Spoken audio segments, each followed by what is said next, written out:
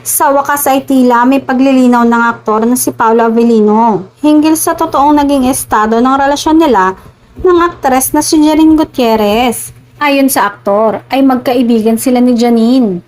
Pinag-uusapan ito ng fans ni na Paolo at Janine Gutierrez at Kim Chiu dahil para sa kanila, dapat talagang linawin ng aktor kung magkaibigan lang sila ng rumored girlfriend niyang si Janine Gutierrez. Ito ang nagpasaya sa mga tagahanga ni na Kim Chiu at Paolo Avellino o mas kilala sa kanilang tandem na Kim Pao.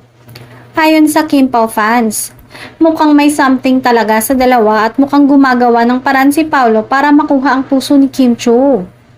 Kamakailan kasi ay muling naungkat ang isyong ito nang pakiramdam ng iba ay nag-iwasan ang dalawa sa pagdalaw sa yumaong manager nila na si Leo Dominguez. At sinasabing hanggang ngayon ay walang closure ang dalawa kaya tila nag-iwasan.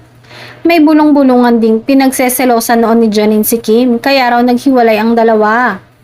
Ngayon nga ay malinaw na walang namagitan kina Paolo at Janine kaya't super happy naman ang madlang people lalo na ang Kim Pao fans. Ibang level na nga kasi ng closeness matapos mapaamin si Kim Chiu na binubusog siya ng mga regalo ni Paolo at nasa ligawan stage na ang dalawa.